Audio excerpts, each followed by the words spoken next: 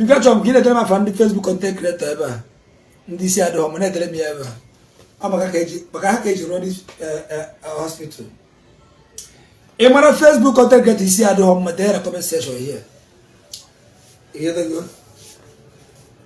Anambra ka juru eju aga eju around this Saga hospital. So man this year the home mo the Facebook content creator. There be ever. Let me here.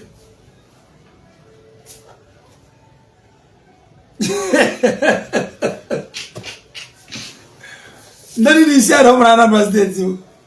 Bandi me pere oka bandi ya na edere ma fa hebe ọ baka ka eji o ya ka ma ndị awote big na ka ma ndị agụgba ayi ebuje ebe a na eda fa kan amajo ta fa hebe ke big m de ole ma fa ndị si ade homo na Anambra state acho bi list ya fa ha come forward so that I visit one after the other care hold of blue at this hospital. Emanda ni ndewu Facebook content creator isi ado mma.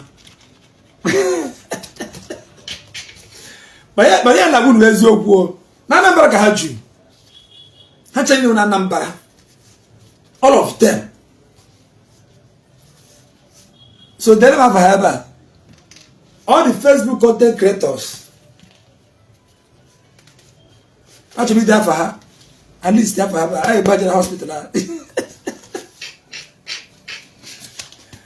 Emmanuel this year the home on the Facebook content creator tell me for her. No list ya for her here. Kamanda Ebuka Psychiatric. Kamanda Ebuka Psychiatric. Oya fure Ebuka Obi kenere mia by that hospital. In fact, I go see Ebuka Obi na afozo. You can go see the Spirit of God and follow this young man. Yes. Spirit of God follow there. But can the Facebook contact get to see I don't want to Ibu. Ha kanko. You get go. So I Ebu had that place. You never have a wow. Then you hand. I took a very better. You're not gonna share how many people are. Because share the video, send them, click a love and like.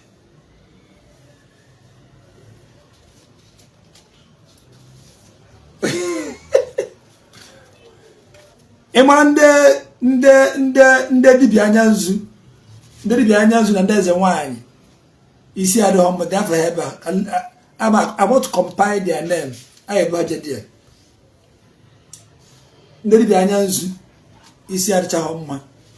Listen my forever.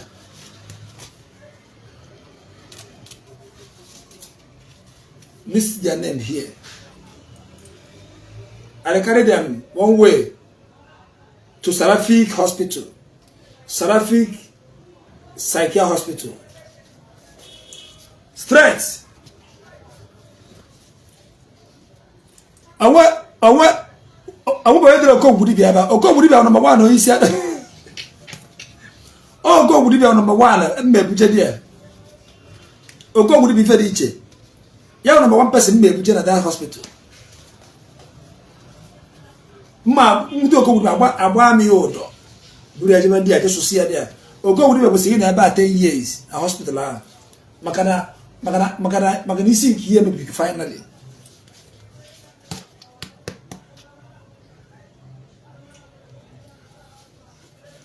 Mebu matanyachi ma pom anki ya but me have my live video and even on live video I don't know what my block will go. When I put me on live video I will block you. Me say that I'm block final.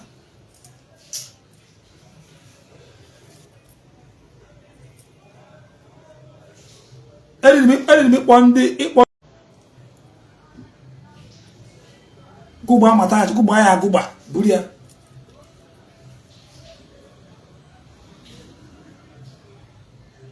Stress.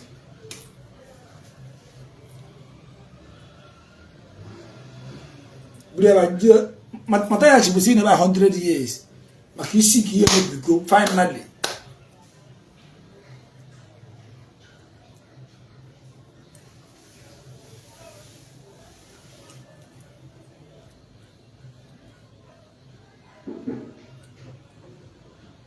Evangelist Ebuka Obi. I really want to appreciate this man. May God bless this man. Only a man with a good heart. Actually, can marry 100. There Ebuka Obi, good heart. Ebuka Obi is a man of good heart. Marry 100. They go to me ever. Ebuka Obi, you are a good man. Ebuka Obi, you are a good man.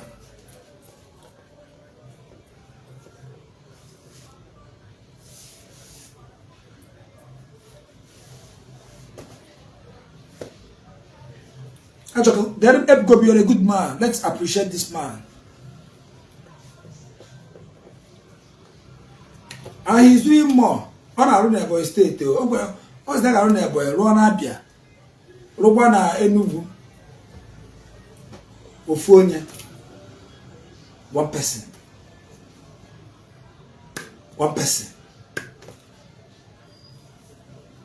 Was in a general number where Ebuka Obi.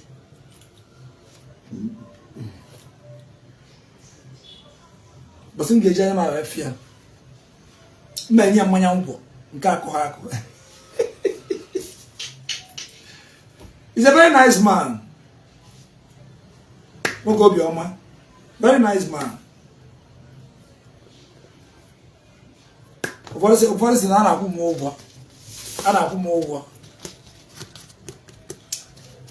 since joining Zion, Zion has favored me. Yeah, Zion has favored me very well, and I really thank God for Zion. I really appreciate God for Zion. Yeah, I'm very happy.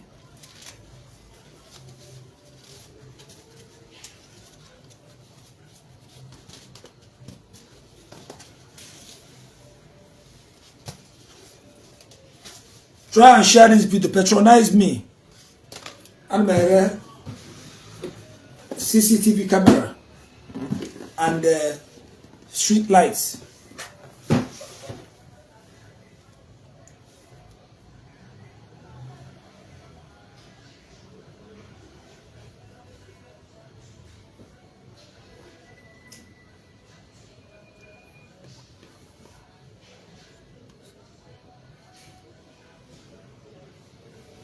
And my CCTV camera and solar street lights. But Trump has patronized me.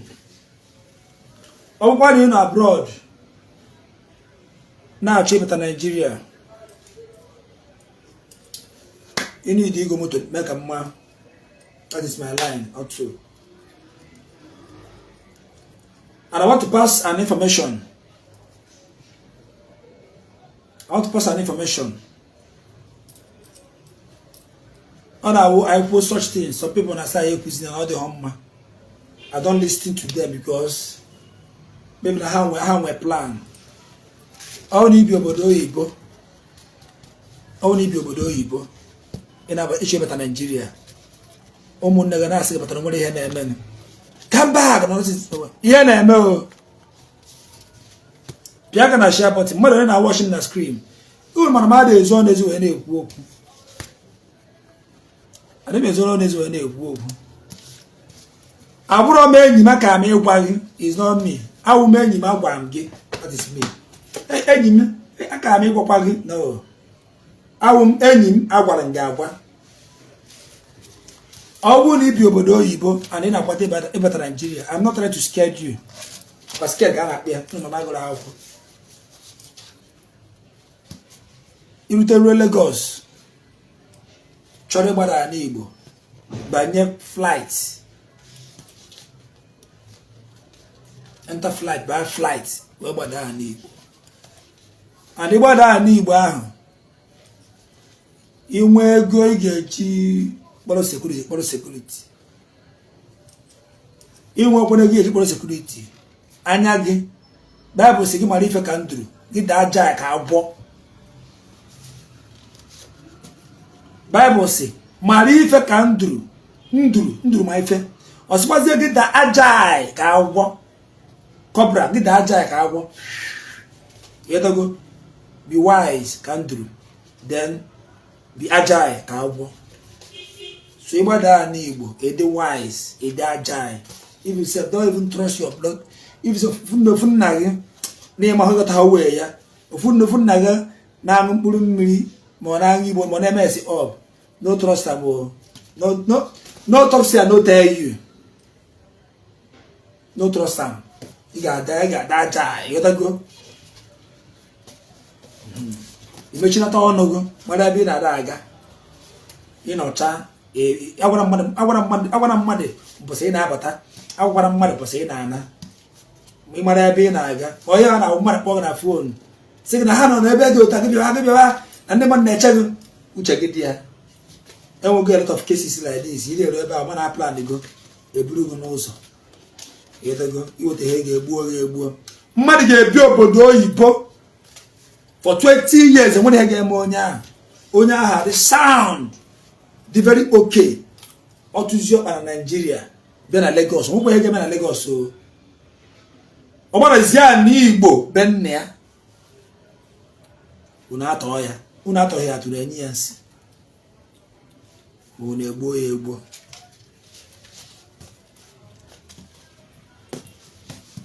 ọzọgara ya ugori na ọwụ ofu onye na wọchi m I don't care agụbata ọsọ gwara ofu onye na wọchi m I don't care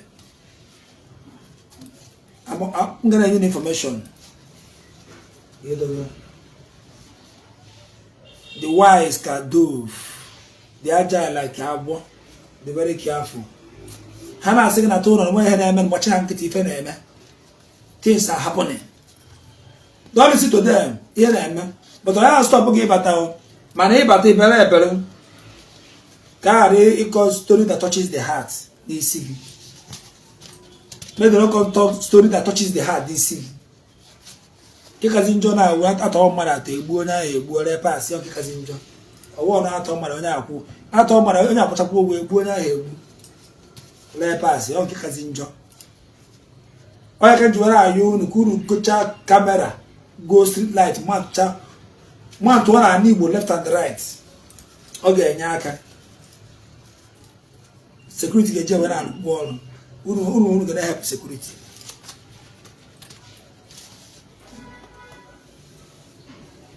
share this video. So for now, I am stopping here.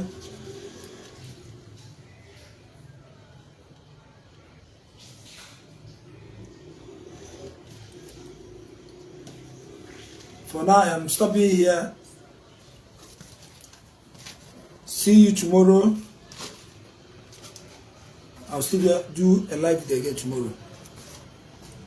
But before I stop, let me repeat myself again. Ọ bụrụ na ibi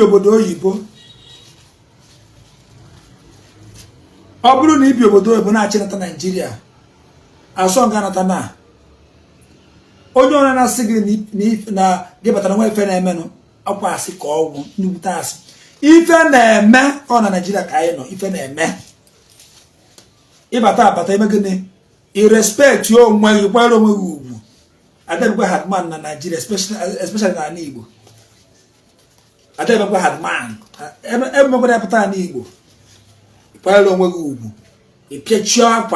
ịpịachie onwe gị ka akwa and ịbata Lagos agbakwana by road were flight wee gbada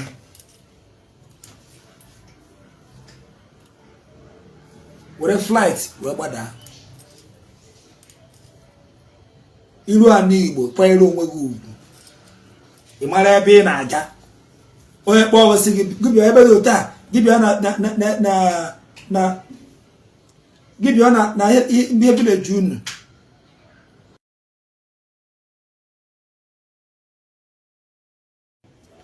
gị bịawa n'ihe ebe ahụ na-aṅụ mmanya na mmọnwụ na-agba gị bịawa nwe ihe na-emenụ ejekwana ị na-ejekwa uche gị adị ya ha parakwana ikuru ekuru ha ịbụ nwanne gị nwoke na-aṅụ mkpụrụ mmiri na-aṅụ Igbo na-enwere ihe ọ na-arụ na village ọmụ left and right ya na-enyokwu ya enyo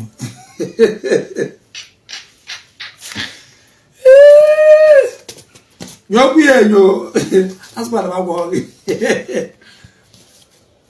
maka na ibigo obodo ebinata isi ka ịmagharịa amagharịkwa na ọ ga-agba mmadụ nọkwa ebe ahụ ịnọ pipụl ebigo obodo ebo 10 years 15 years ongwe ha eme ha rịcha sand jide ndụ ha na-elive their life onye tụzi ọkpa na Naịjirịa gbada ya n'Igbo ibise Lagos ịgbata Lagos ebe ịdị more safe ịgbadazi ya n'Igbo be nna gị echiri obi n'aka ekuru ha gị sigo weta 38 billion onye sigo weta 38 billion even forefathers ya even ancestors ya emetụba 1000 naira aka agụbata eribo I am hungry, give me food.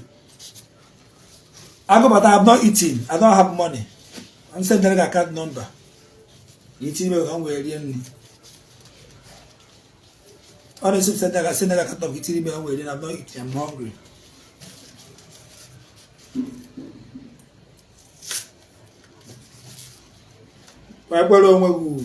That's why I'm agwa hogi. Ijidekwa ego security ikpọrọ mana iji ego security epiachi onwe ka akwa respect onwe gị maka respect is a reciprocal. You respect yourself.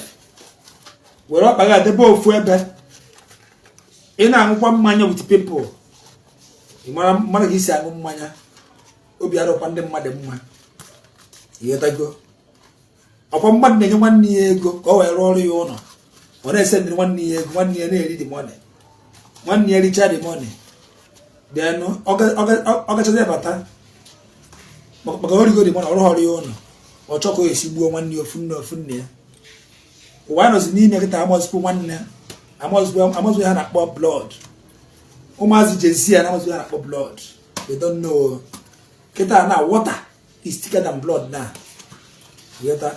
Water is thicker than blood this time around. So be very careful. I'm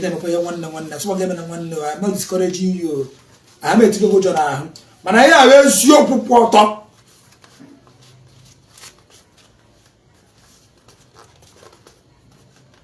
Here, where's your pupil?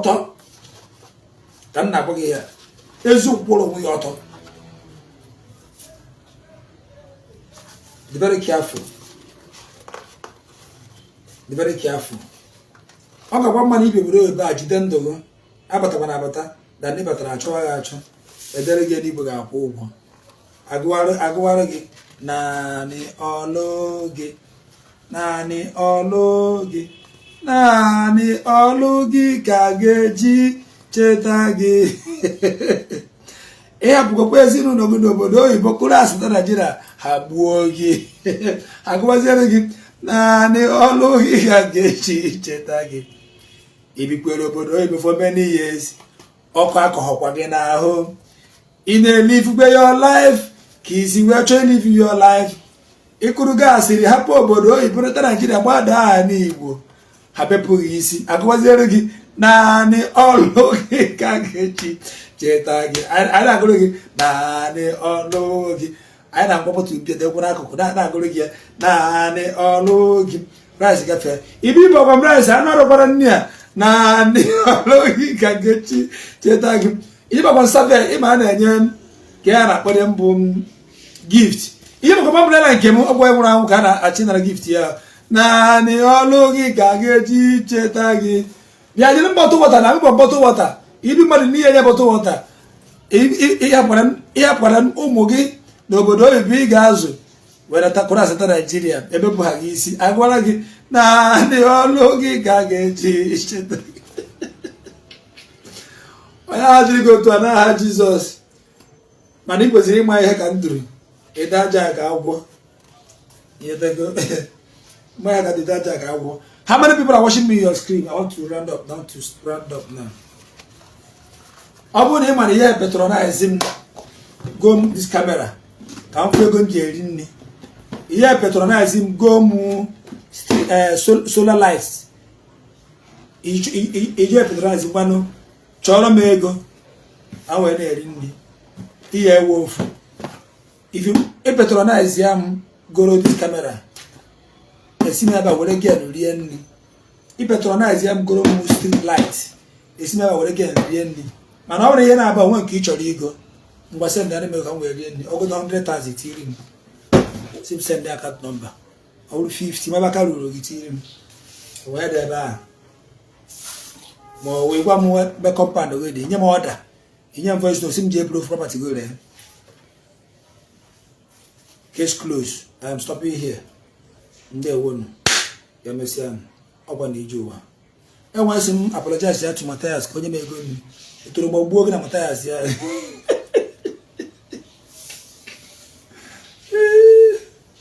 kete gbachapụ nna m anya